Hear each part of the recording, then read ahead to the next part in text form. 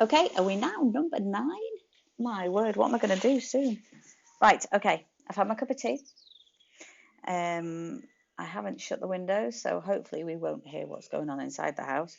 Awards, actually. Ugh, there's one.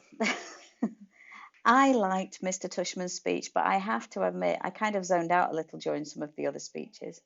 I tuned in again as Miss Rubin started reading off the names of the kids who'd made the high honour roll, because we were supposed to stand up when our names were called.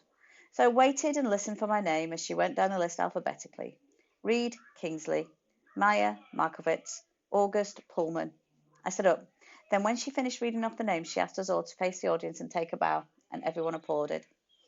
I had no idea where in that huge crowd my parents might be sitting. All I could see were flashes of light from people taking photos and parents waving at their kids. I pictured Mom waving at me from somewhere, even though I couldn't see her. Then Mr. Tushman came back to the podium to present the medals for academic excellence, and Jack was right. Zaminia Chin won the gold medal for overall academic excellence in the 5th grade. Charlotte won the silver. Charlotte also won a gold medal for music. Amos won the medal for overall excellence in sports, which I was really happy about, because ever since the nature retreat, I considered Amos to be like one of my best friends in school. But I was really, really thrilled when Mr. Tushman called out Summer's name for the gold medal in creative writing. I saw Summer put her hand over her mouth when her name was called, and when she walked onto the stage, I yelled, "Woohoo, Summer!" as loudly as I could, though I don't think she heard me. After the last name was called, all the kids who'd just won awards stood next to each other on stage, and Mr. Tushman said to the audience, "Ladies and gentlemen, I'm very honoured to present you this year's Beecher Prep School Scholastic Achievers. Congratulations to all of you." I applauded as the kids on stage bowed. I was so happy for Summer. "The final award this morning," said Mr. Tushman after the kids on stage had returned to their seats, "is the Henry Ward Beecher Medal to honour students who have been notable or exemplary in certain areas throughout the school year. Typically, this medal has been on our way of acknowledging volunteerism or service to the school." I immediately figured Charlotte would get this medal because she organised the coat drive this year, so I kind of zoned out a bit again and looked at my watch. 10:56. I was getting hungry for lunch already. Henry Ward Beecher was, of course, the 19th century abolitionist and fiery sermonizer for human rights, after whom this school was named. Mr. Tushman was saying when I started paying attention again. While reading up on his life in preparation for this award, I came upon a passage that he wrote that seeming particularly consistent with the themes I touched on earlier, themes I've been ruminating on all year long. Not just the nature of kindness, but the nature of one's kindness, the power of one's friendship, the test of one's character, the strength of one's courage. And here's the weirdest thing. Mr. Tushman's voice cracked a bit, like he got all choked up. He actually cleared his throat and took a big sip of water. I started paying attention for real now to what he was saying. The strength of one's courage, he repeated quietly, nodding and smiling. He held up his right hand like he was counting off. Courage, kindness, friendship, character. These are the qualities that define us as human beings and propel us on occasion, to greatness. And this is what the Henry Ward Beecher Medal is about, recognizing greatness. But how do we do that? How do we measure something like greatness? Again, there's no yardstick for that kind of thing. How do we even define it? Well, Beecher Hadley actually had an answer for that. He put his reading glasses on again, leafed through a book, and started to read. "Greatness," wrote Beecher, "lies not in being strong, but in the right using of strength. He is the greatest whose strength carries up the most hearts." And again, out of the blue, he got all choked up. He put his 2 index fingers over his mouth for a second before continuing.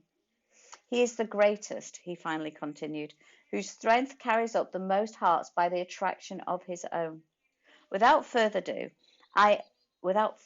ado, this year I am proud to award the Henry Ward Beecher Medal to the student whose quiet strength has carried up the most hearts. So, will August Pullman please come up here to receive this award?" Floating. People started applauding before Mr. Tushman's words actually registered in my brain. I heard Maya, who was sat next to me, give a little happy scream when she heard my name. and Miles, who was on the other side of me, patted my back. Stand up! Get up! Said the kids all around me, and I felt lots of hands pushing me upwards out of my seat, guiding me to the edge of the row, patting my back, high-fiving me.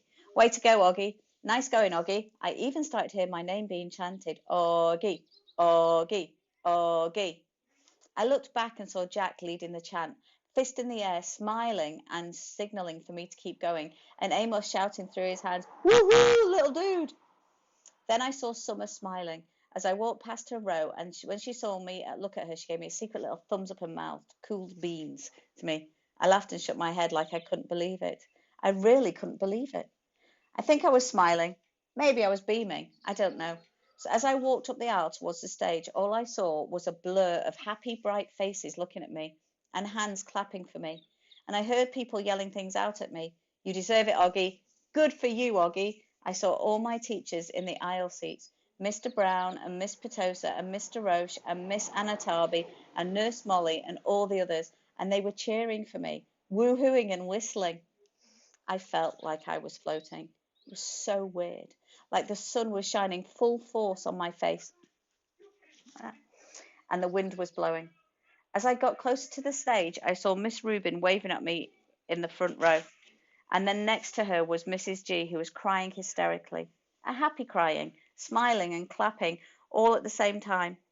And as I walked up to the steps to the stage, the most amazing thing happened. Everyone started standing up. Not just the front rows, but the whole audience suddenly got up on their feet, whooping, hollering, clapping like crazy. It was a standing ovation for me. I walked across the stage to Mr. Tushman, who shook my hand with both his hands and whispered in my ear, well done, Oggy. Then he placed the gold medal over my head, just like they do in the Olympics, and had me turn to face the audience. It felt like I was watching myself in a movie, almost like I was someone else. It was like that last scene in Star Wars Episode 4, A New Hope, when Luke Skywalker, Han Solo, and Chewbacca are being applauded for destroying the Death Star. I could almost hear the Star Wars theme music playing in my head as I stood on the stage. I wasn't even sure why I was getting this medal, really. No, that's not true. I knew why. It's like people you see sometimes and you can't imagine what it would be like to be that person, whether it's somebody in a wheelchair or somebody who can't talk. Only I know that I'm that person to other people, maybe to every single person in that whole auditorium. To me, though, I'm just me, an ordinary kid. But hey, if they want to give me a medal for being me, that's okay. I'll take it. I didn't destroy a Death Star or anything like that, but I did just get through the 5th grade. And that's not easy, even if you're not me. We're almost done.